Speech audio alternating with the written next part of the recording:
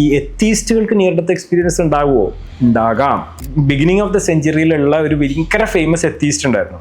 അദ്ദേഹത്തിന് ഒരു near death experience ഉണ്ടായി. And he claim to have met the creator of the universe. Magic mushroom പോലെയുള്ള psychedelics കഴിച്ചു കഴിഞ്ഞാൽ മിസ്റ്റിക്കൽ എക്സ്പീരിയൻസ് ഉണ്ടാവും, അറിയാലോ. ഈ ലെന എന്ന് പറയുന്ന ആക്ട്രസ് പറഞ്ഞത് ഓർമ്മയുണ്ടല്ലോ. അവർക്കൊരു മിസ്റ്റിക്കൽ എക്സ്പീരിയൻസ് ഉണ്ടായി അവർ മാജിക് മഷ്റൂംസ് കഴിച്ചപ്പോൾ. ആൾക്കാർ പറയുന്ന അവർക്ക് ഭ്രാന്താണ്, അങ്ങനെയാണ്, ഇങ്ങനെയാണ്.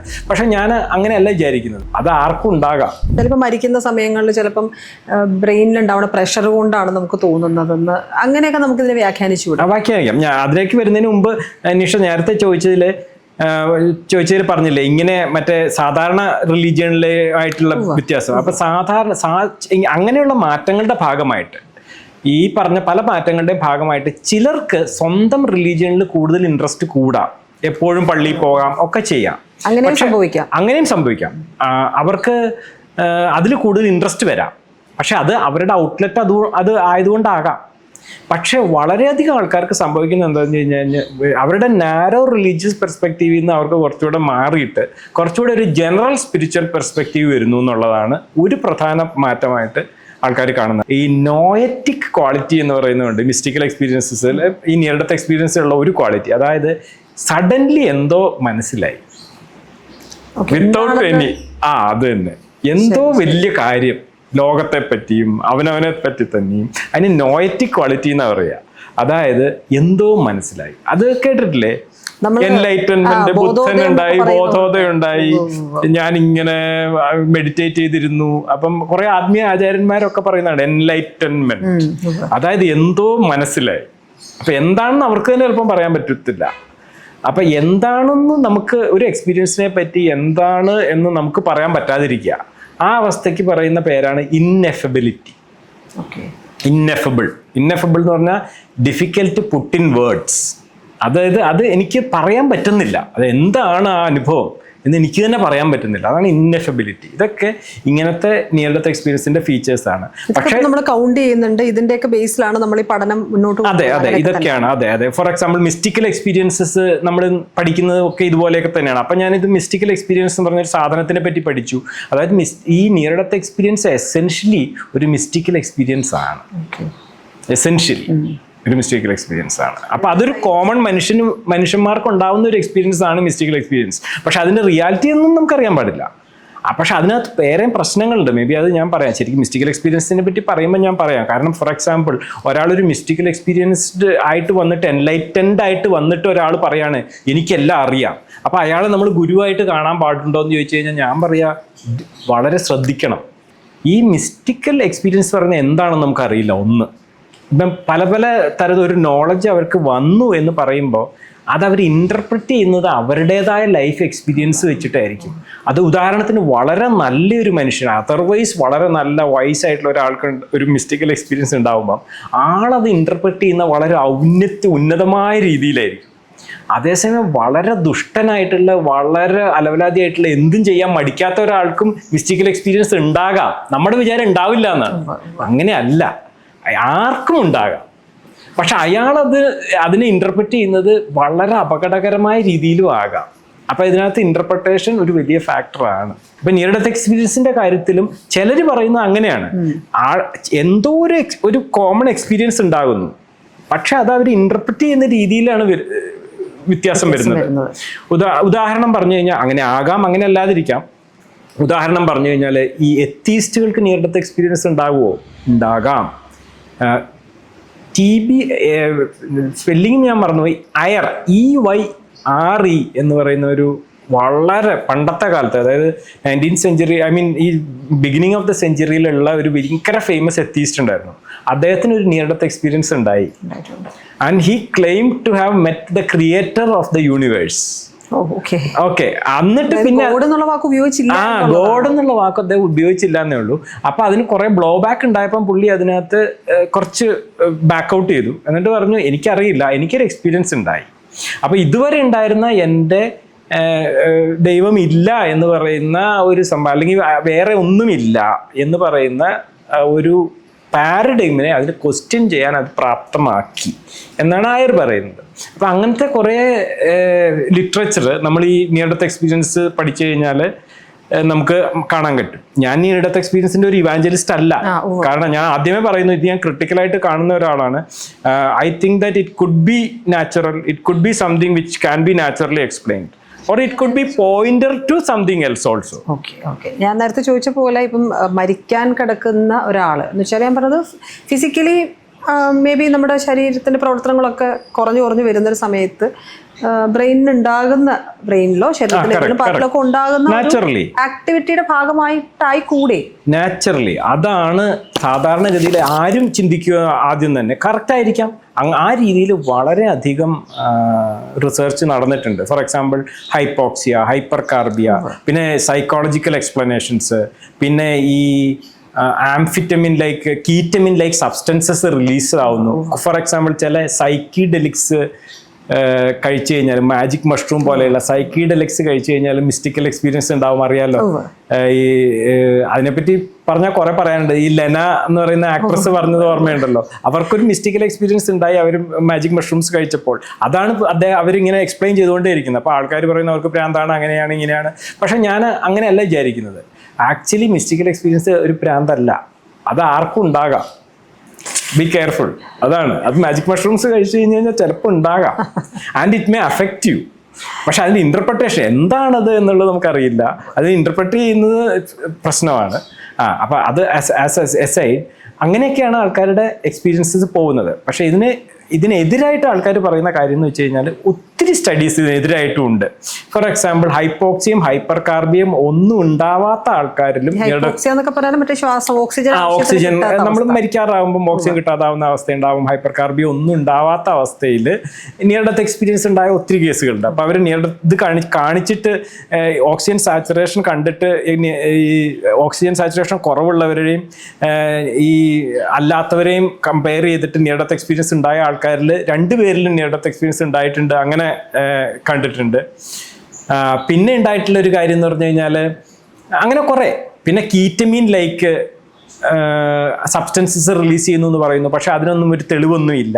പിന്നെ അങ്ങനെ കുറേ പ്രശ്നങ്ങൾ അതിനകത്ത് പറയുന്നുണ്ട്. മാത്രമല്ല, എങ്ങനെയാണ് ഇപ്പം ഇന്ത്യയിലും അമേരിക്കയിലും ഓസ്ട്രേലിയയിലും പിന്നെ ആദിവാസികളിലും ഒക്കെ ഉണ്ടാകുന്ന വിശ്വാസമുള്ളവരിലും വിശ്വാസം ഇല്ലാത്തവരിലും ഇങ്ങനത്തെ ഈ 16 ഗ്രേസന്റെ 16 നമ്പേഴ്സ് ഉള്ള ആ ഒരു കോമൺ സ്ട്രക്ചർ എങ്ങനെ വരുന്നു, ഇങ്ങനെയൊക്കെ വെച്ചിട്ടാണ് ആൾക്കാർ അതിനെ കൗണ്ടർ ചെയ്യുന്ന ഒരു ക്ലെയിം. രണ്ടാമത്തെ ക്ലെയിം എന്ന് പറഞ്ഞു കഴിഞ്ഞാൽ വെരിഡിക്കൽ ആയിട്ടുള്ള നിയർ ഡെത്ത് പെർസെപ്ഷൻസ് ഉണ്ട്. ഫോർ എക്സാമ്പിൾ അത് കുറേ ഉണ്ട്, ഒരു 100-200 കേസുകളെങ്കിലും വളരെ കൂലങ്കഷമായിട്ട് സ്റ്റഡി ചെയ്ത കേസുകളുണ്ട്. ഫോർ എക്സാമ്പിൾ ജാൻ ഹോൾഡൻ എന്ന് പറയുന്ന ഒരു ക്ലിനിക്കൽ സൈക്കോളജിസ്റ്റിൻ്റെ ഒരു ബുക്ക് തന്നെയുണ്ട് അങ്ങനത്തെ വെരിഡിക്കൽ നിയർ ഡെത്ത് എക്സ്പീരിയൻസസിനെ പറ്റി, ഓരോ കേസും എടുത്ത് പരിശോധിച്ചിട്ട്. അതായത് അവർ ശരീരത്തിൻ്റെ പുറത്ത് കടന്ന് കണ്ടു എന്ന് പറയുന്ന സാധനം വേറൊരാൾ സ്ഥിരീകരിച്ചു. അതാണ് വെരിഡിക്കൽ എന്ന് പറയുന്നത്. ഉദാഹരണത്തിന്, ഞാൻ പുറത്ത് കടന്നു, അപ്പോൾ യെല്ലോ ചുരിദാറിട്ട് ഇരിക്കുന്ന ഒരു ഡോക്ടർ എന്നെ CPR കൊടുക്കുന്നത് കണ്ടു എന്ന് പറഞ്ഞ് ഒരാൾ പറയുന്നു. പക്ഷെ ആ ലേഡി അപ്പോഴേ അവിടെ വന്നിട്ടുള്ളൂ, ഇവർ കോൺഷ്യസ് ആവുന്നതിന് മുമ്പേ അവിടെ നിന്ന് പോയി. എന്നിട്ട് പിന്നെ അത് വാർഡിൽ വെച്ച് ആ ഡോക്ടറെ കണ്ടപ്പോൾ പറഞ്ഞു, നിങ്ങൾ എൻ്റെ കൂടെ ഉണ്ടായിരുന്നു, നിങ്ങളൊരു യെല്ലോ ചുരിദാർ ഇട്ടായിരുന്നില്ലേ. ഇതൊക്കെയാണ് ഒരു എന്താ പറയുക എക്സാമ്പിൾ ഓഫ് എ വെരിഡിക്കൽ. അപ്പോൾ ആ വെരിഡിക്കൽ ഉണ്ടായി. അങ്ങനത്തെ കുറേ കാര്യങ്ങൾ ആണ് ഇതിനെതിരായിട്ട് പറയുന്നത്. എക്സാമ്പിൾസ് ഉണ്ട്, നൂറുകണക്കിന് എക്സാമ്പിൾസ് ഉണ്ട്. അതാണ് എനിക്ക് പേഴ്സണലായിട്ട് ഇൻട്രസ്റ്റ് തോന്നാനുള്ള ഒരു കാര്യം. ഇനിയിപ്പം ഇത് കേൾക്കുന്നവർ, ഞാൻ പറഞ്ഞില്ല, വളരെ ക്രിട്ടിക്കൽ ആയിട്ടുള്ള ആൾക്കാരുണ്ട്. ഇങ്ങനത്തെ കാര്യങ്ങളെ പറ്റി സംസാരിക്കുകയും ചെയ്യരുത് എന്നൊക്കെ പറയുന്ന ആൾക്കാർ തന്നെയുണ്ട്. അവരെ കുറ്റം പറയാൻ പറ്റില്ല. കാരണം നമ്മുടെ നാടെന്ന് പറയുന്നത് നല്ല ലോകത്തിലുള്ളതാണെങ്കിൽ മനുഷ്യന്മാർ ഭയങ്കര അന്ധവിശ്വാസം പ്രോണാണ്. ഇങ്ങനത്തെ ഏതെങ്കിലും ഒരെണ്ണം കിട്ടിക്കഴിഞ്ഞാൽ അതിൻ്റെ പുറത്ത് കയറിയിട്ട് അതിൽ പിടിച്ചു കയറും. ഇതാണ് അങ്ങനെയുള്ളവരുടെ കൺസേൺ.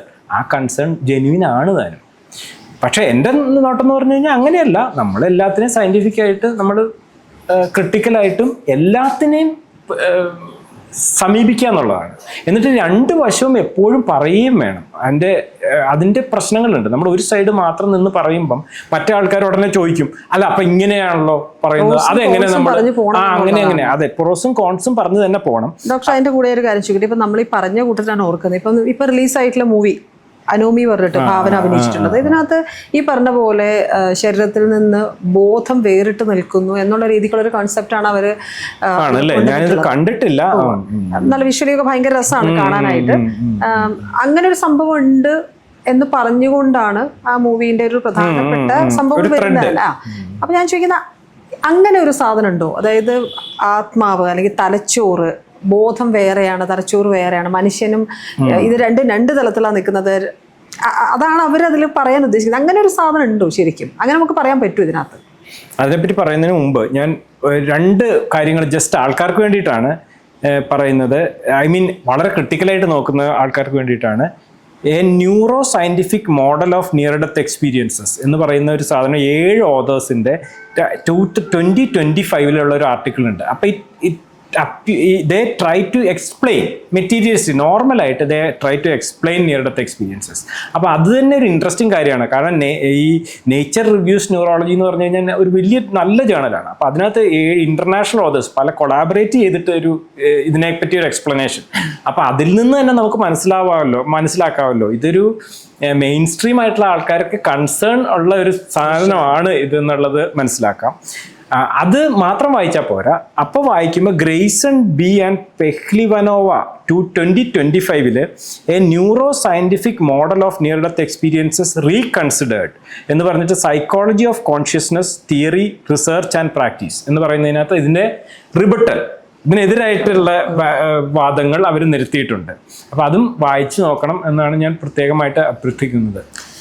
പിന്നെ നമ്മൾ പറഞ്ഞ കാര്യം എന്ന് പറയുമ്പോൾ ഇതുവരെയുള്ള നമ്മളുടെ സയൻറ്റിഫിക് മോഡൽസ് അനുസരിച്ച് ബ്രെയിനിൽ നിന്നാണ് കോൺഷ്യസ്നെസ്സും സബ്ജക്റ്റീവ് എക്സ്പീരിയൻസും വരുന്നത്. അതിന് വലിയ സംശയമൊന്നുമില്ല. കാരണം പല കാര്യങ്ങളും നമുക്കറിയാമല്ലോ. ബ്രെയിനെ സ്റ്റിമുലേറ്റ് ചെയ്ത് കഴിഞ്ഞാൽ നമുക്ക് സബ്ജക്റ്റീവ് എക്സ്പീരിയൻസ് മാറ്റാൻ പറ്റും. ബ്രെയിനിൽ ആക്ട് ചെയ്യുന്ന സൈക്കിഡലിക്സും മെഡിസിൻസും കഴിച്ചു കഴിഞ്ഞാൽ നമ്മുടെ സബ്ജക്റ്റീവ് എക്സ്പീരിയൻസസ് മാറും.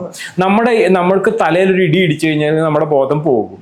തലയിലൊരു ഭാഗത്ത് ട്യൂമർ ഉണ്ടായി കഴിഞ്ഞ് കഴിഞ്ഞാൽ നമ്മുടെ എക്സ്പീരിയൻസ് അതനുസരിച്ച് നമുക്ക് ചേഞ്ച് ചെയ്യും. പക്ഷെ ഇങ്ങനത്തെ കോറിലേറ്ററി എവിഡൻസ് വെച്ചിട്ട് നമുക്കറിയാം, അല്ലെങ്കിൽ നമുക്ക് ഒരു ഫേം നിഗമനത്തിലെത്താം.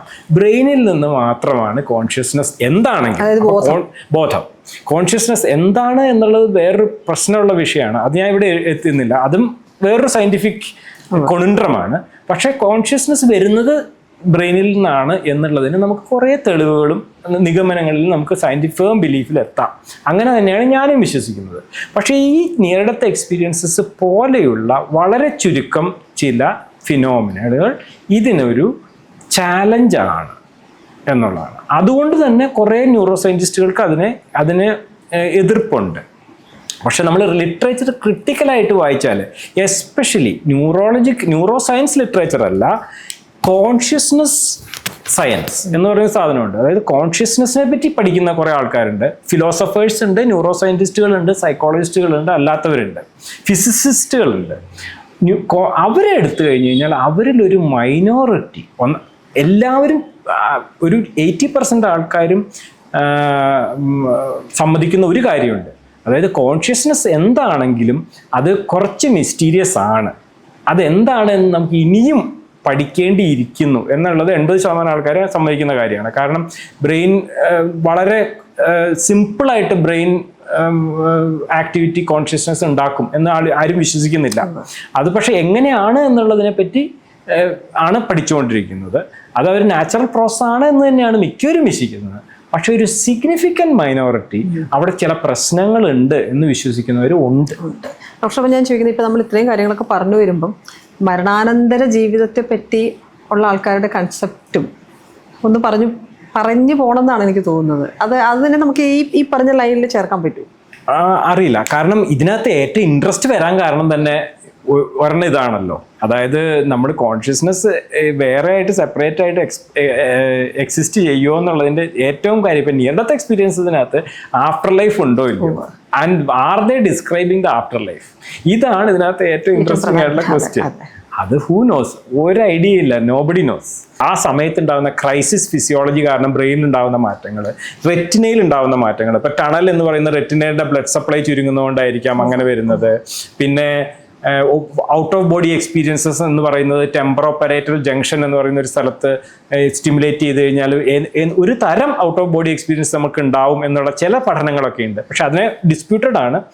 അങ്ങനെ പല പല കാരണങ്ങൾ കൊണ്ട് ഡിഫറെൻറ്റ് എക്സ്പീരിയൻസസ് ബ്രെയിനിൽ സംഭവിക്കുകയും സൈക്കോളജിക്കലായിട്ട് നമ്മുടെ എക്സ്പെക്റ്റേഷൻസിനെ വെച്ചിട്ട് ആൾക്കാർ അതിനൊരു കോഹറൻ സ്റ്റോറി കൊടുക്കുന്നതുമാണ് എന്നതാണ് ഒരു മേജർ സംഭവം. കുഴപ്പമില്ല, അതിനെ വിശ്വസിക്കുന്നതിൽ തെറ്റില്ല എന്നാണ് എനിക്ക് തോന്നുന്നത്. പക്ഷേ കാരണം വേറെ എല്ലാം അതിനെ ശരിവെക്കുന്നു, ബ്രെയിനിൽ നിന്ന് മാത്രമാണ് കോൺഷ്യസ്നെസ് ഉണ്ടാകുന്നത് എന്നുള്ള ഒരു അസംഷനിൽ വെച്ചിട്ട്.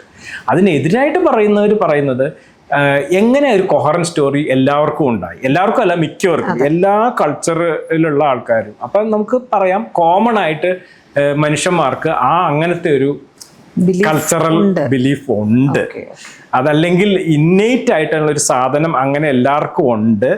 അത് നമ്മുടെ ക്രൈസിസ് ഫിസിയോളജിയിൽ നമ്മൾ മരിക്കാൻ പോവുകയാണെന്നുള്ളൊരു സിറ്റുവേഷൻ വരുമ്പോൾ അത് ട്രിഗേർഡ് ആവുന്നുണ്ട്, അല്ലെങ്കിൽ അതങ്ങനെ വരത്തില്ല. അപ്പോൾ evolutionary, every biological explanation ultimately evolutionary ആവണം. അപ്പോൾ എന്തുകൊണ്ട് how that commonality is beneficial, ആ ആൾക്ക് ബെനിഫിഷ്യൽ ആവാൻ സാധ്യത കുറവാണ്. അപ്പോൾ how can it benefit A society or A tribe or A group? അങ്ങനെ നോക്കുമ്പം അത് എക്സ്പ്ലെയിൻ ചെയ്യാൻ ഇച്ചിരി പാടാണെന്ന് തന്നെയാണ് ഞാൻ വിചാരിക്കുന്നത്. പക്ഷെ അങ്ങനെ വേണം എക്സ്പ്ലനേഷൻസ് പോകാൻ, അതാണ് അതിൻ്റെ ഒരു വഴി. അതെ, അത് മാത്രമേ അതിൻ്റെ ഒരു വഴിയുള്ളൂ. ഒരു ഇമ്പോർട്ടൻറ്റ് കാര്യം എന്ന് പറയുന്നത് ഇന്ത്യക്കാരിൽ നിയർ ഡെത്ത് എക്സ്പീരിയൻസസ് പഠിക്കുന്നതിൻ്റെ ഒരു ഗുണം എന്ന് പറഞ്ഞു കഴിഞ്ഞാൽ അവർക്ക് ഈ നിയർ ഡെത്ത് എക്സ്പീരിയൻസിനെ പറ്റി ഒരു ഐഡിയ മിക്കവർക്കും ഇല്ല. വെസ്റ്റിൽ ഇപ്പം മിക്കവർക്കും ഇതിനെപ്പറ്റി അറിയാം, അങ്ങനെ ഒരു സാധനം ഉണ്ടെന്നുള്ളത്. പക്ഷെ ഇന്ത്യക്കാരിൽ നമ്മുടെ കൾച്ചറിൽ ആ ഒരു സാധനം ആർക്കും അറിയില്ല. പക്ഷെ ഈ സ്ത്രീ 10-20 കൊല്ലം മുമ്പുണ്ടായിരുന്ന തൈറോയിഡ് സർജറി കഴിഞ്ഞ ഒരു സ്ത്രീ പെട്ടെന്ന് ഒരു കാർഡിയാക് അറസ്റ്റ് ഉണ്ടായിട്ടുണ്ടാവണം എന്നാണ് വിചാരിക്കുന്നു. കാരണം അവരുടെ ഡിസ്ക്രിപ്ഷനിൽ നിന്ന് അങ്ങനെയാണ് മനസ്സിലാവുന്നത്. പെട്ടെന്ന് അവരുടെ ബോഡിയിൽ നിന്ന് സെപ്പറേറ്റഡ് ആയി മോളിൽ നിന്ന് സർജൻ അനസ്തെറ്റിസ്റ്റും അവരെ റിസസിറ്റേറ്റ് ചെയ്യുന്നത് കണ്ടു എന്ന് പറഞ്ഞു. പിന്നെ അവരുടെ ഇവിടെ ഉണ്ടായിരുന്നൊരു ക്ലിപ്പ്, അവരുടെ ഈ ബോഡി ഡ്രേപ്പ് ചെയ്തേക്കുന്ന വിധവും ഒരു ക്ലിപ്പ് വെച്ചിരിക്കുന്ന വിധവും പുള്ളിക്കാരി ഡിസ്ക്രൈബ് ചെയ്യുകയുണ്ടായി.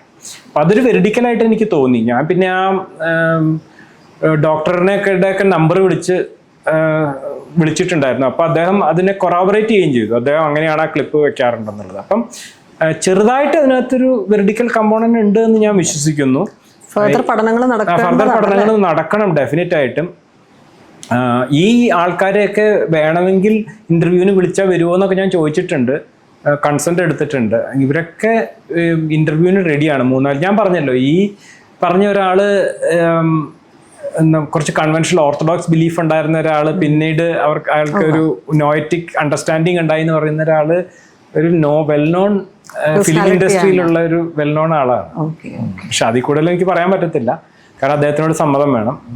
ഏതായാലും ഈ വിഷയത്തിലുള്ള പഠനങ്ങളൊക്കെ കൂടുതൽ മുന്നോട്ട് പോട്ടെ. ഇതിൽ കൂടുതൽ എന്താ പറയുക, വ്യക്തമായിട്ടും കുറച്ചുകൂടെ കൺഫേം ആയിട്ടും ഒക്കെ നമുക്ക് ആളുകളിലേക്ക്, കൺഫേം ഇൻ ദ സെൻസ് എന്താ പറയുക, എല്ലാ തരത്തിലും. അതെ, കറക്റ്റ്. അല്ല, തൽക്കാലം എൻ്റെ സ്റ്റഡിയുടെ ഇതെന്ന് പറഞ്ഞാൽ ആകെ ഇത്രയേ ഉള്ളൂ. ഇന്ത്യൻ കണ്ടെക്സ്റ്റിൽ ഈ സെയിം സാധനങ്ങൾ തന്നെയാണോ ആൾക്കാർ ഡിസ്ക്രൈബ് ചെയ്യുന്നത്, ഇന്ത്യക്കാർ ഡിസ്ക്രൈബ് ചെയ്യുന്നതും മറ്റവർ ഡിസ്ക്രൈബ് ചെയ്യുന്നതും സെയിം ആണോ? അങ്ങനെ ഒരു സാമ്പിൾ ഉണ്ടാക്കുക. അതൊരു എക്സ്പ്ലോറേറ്ററി ക്വാളിറ്റേറ്റീവ് സ്റ്റഡി മാത്രമാണ്. അതിൽ നിന്ന് നമുക്കൊരു നിഗമനത്തിലെത്താനൊന്നും പറ്റത്തില്ല. പക്ഷെ അതേപോലത്തെ തന്നെയാണ് എന്നുള്ളത് നമുക്ക് ഏകദേശം നമുക്ക് പറയാൻ പറ്റും. സെയിം കണ്ടന്റ് ആണ്, അത് നമുക്ക് പറയാൻ പറ്റും. പിന്നെ എന്നെ പേഴ്സണലായിട്ട് നോക്കിക്കഴിഞ്ഞാൽ ഞാൻ ഇതിനെപ്പറ്റി ടോട്ടലി അഗ്നോസ്റ്റിക് ആണ്. അപ്പം എന്നോട് ചോദിച്ചു കഴിഞ്ഞാൽ മരണാനന്തര ജീവിതം ഉണ്ടോ എന്ന് ചോദിച്ചാൽ ഞാൻ മരിക്കുമ്പോൾ എന്ത് സംഭവിക്കും, എനിക്ക് യാതൊരു ഉത്തരവില്ല, എനിക്ക് അറിയാനും പാടില്ല. പക്ഷേ നമുക്ക് അതിനെപ്പറ്റിയൊക്കെ പഠിക്കുമ്പോൾ നമ്മളതിനെ ഭയങ്കരമായിട്ട് എതിർക്കേണ്ട കാര്യമൊന്നും ഇല്ല എന്നാണ് എനിക്ക് തോന്നുന്നത്. കാരണം ഇതൊക്കെ പഠിക്കാം, എന്തും പഠിക്കാം. എസ്പെഷ്യലി നമ്മൾ ഇതുപോലെ വൈറ്റ് ക്രോസ് കാണുമ്പോൾ നമ്മൾ എന്തായാലും അതിനെപ്പറ്റി പഠിക്കണം. അതാണ് എൻ്റെ അഭിപ്രായം. അല്ല, ഡോക്ടറുടെ വ്യക്തിപരമായ ഇഷ്ടത്തിൻ്റെ പുറത്താണെങ്കിലും പൊതുജനങ്ങളിലേക്ക് എത്താനുള്ള ഒരു ഇൻഫർമേഷൻ്റെ ഭാഗമായിട്ടാണെങ്കിലും കാര്യങ്ങൾ വൃത്തിക്ക് മുന്നോട്ട് പോട്ടെ. ഞങ്ങൾക്കും കൂടെ കുറച്ചുകൂടെ എന്താ പറയുക, ബെനിഫിഷ്യറി ആയിട്ടുള്ള കാര്യങ്ങൾ പുറത്തേക്ക് വരട്ടെ എന്നാണ് നമ്മൾ വിചാരിക്കുന്നത്. എനിക്ക് തോന്നുന്നു ഈ ടോപ്പിക്കിൽ നമുക്ക് അത്യാവശ്യം സംസാരിക്കാനുള്ളതൊക്കെ സംസാരിച്ചു തരുന്നു. അടുത്തൊരു റൗണ്ടിൽ വീണ്ടും കാണാമെന്നാണ് വിചാരിക്കുന്നത്. Thank you so much. Thank you.